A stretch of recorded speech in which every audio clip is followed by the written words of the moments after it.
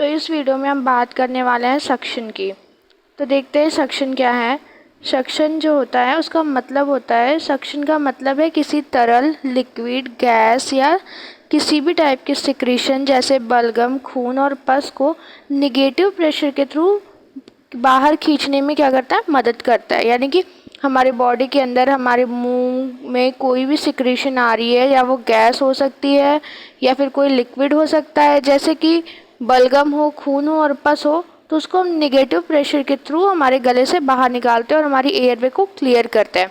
तो अब देखेंगे यूज़ क्या होता है सक्शन का। सक्शन का जो यूज़ होता है वो सबसे पहले होता है एयरवे साफ़ करने के लिए, जैसे बलगम हुआ, सलाइवा हुआ या खून निकल रहा है हमारे मुंह से तो उसको साफ़ करने के लिए। दूसरा होता है सर्जरी के दौरान खून तरल हटाने के लिए, जैसे हमारी सर्जरी हो रही है तो सर्जरी में बॉडी फ्लूइड सिक्रेशंस तो होते ही हैं उनको, और सर्जरी में खून भी निकलता है, तो उस जगह पे हटाने के लिए हम सक्शन का यूज़ करते हैं। वुंड या एब्सेस में पस बाहर निकलने के लिए, जैसे कोई भी बहुत ज़्यादा वुंड हो गया है, घाव लग गई है, या जैसे कहीं पे पस का फॉर्मेशन हो चुका है, तो उस चीज़ को हम बाहर निकालने के लिए भी सक्शन का यूज़ करते हैं।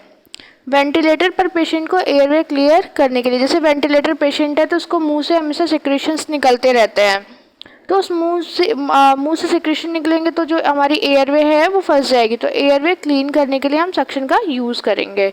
फिर देखते हैं टाइप ऑफ सक्शन। सक्शन के कितने टाइप। जो पहला टाइप है सक्शन के लिए वो है ओरल सक्शन। ओरल सक्शन में क्या करते हैं कि हम मुंह और गले के सिक्रेशन को बाहर निकालते हैं। फिर आता है नेज़ोफेरेंजियल सक्शन। नेज़ोफेरेंजियल सक्शन में हम नाक, गले इन दोनों के सिक्रेशंस को बाहर निकालते हैं। थर्ड में आता है इंडोट्रैकियल सक्शन। इंडोट्रैकियल सक्शन में हम क्या करते हैं कि इंडोट्रैकियल एक ट्यूब डालते हैं, या तो दूसरी जगह हम सर्जिकल मेथड से एक ओपनिंग बनाते हैं जिसको हम ट्रैकियोस्टोमी कहते हैं। तो ट्रैकियोस्टोमी ट्यूब के थ्रू या तो इंडोट्रैकियल ट्यूब के थ्रू हम निकालते हैं। फिर जो हमारा फोर्थ है वो हो जाएगा गैस्ट्रिक सक्शन।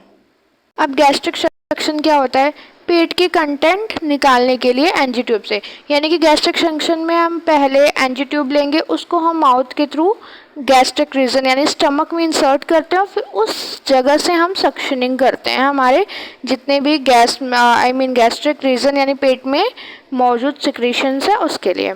अब देखते हैं इसका एक बार ब्रीफ में यूज़। तो पहला हो जाएगा हमारा एयरवे क्लीन करने के लिए, दूसरा हो जाएगा सर्जरी फील्ड में, तीसरा हो जाएगा वेंटिलेटेड पेशेंट को न्यूमोनिया रोकने के लिए।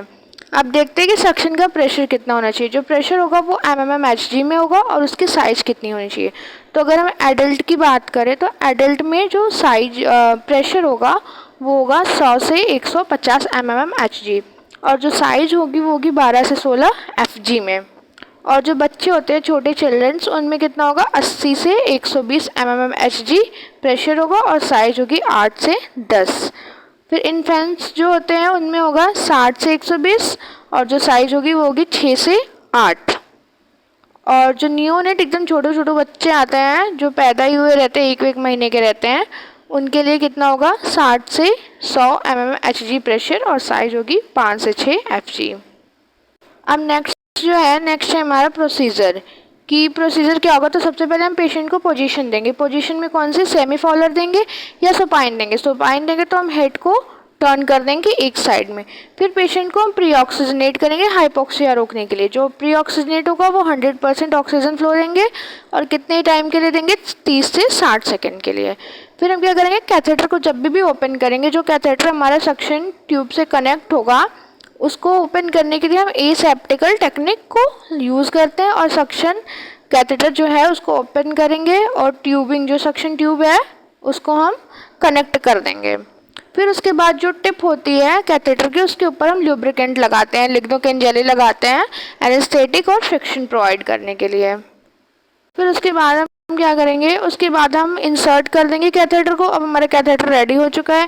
फिर जब कैथेटर हमारे डेप्थ तक पहुंच जाएगा उसके बाद हम इंटरमिटेंट सक्शन अप्लाई कर देंगे, और फिर सक्शन करने के बाद हम कैथेटर को धीरे धीरे रोटेटिंग मोशन में बाहर निकालते हैं। और उसका एक टाइम अगर हम सक्शन करते हैं तो उसका ड्यूरेशन होना चाहिए 10 से 15 सेकेंड, इससे ऊपर हमें सक्शन नहीं करना चाहिए। और फिर उसके बाद हम क्या करेंगे, उसके बाद हम फिर से पेशेंट को रीऑक्सीजनेट कर देंगे इमीडिएटली, तुरंत, क्योंकि इतने टाइम तक तो वो क्या ही उसका जो ऑक्सीजन लेवल है वो कम हो चुका होगा।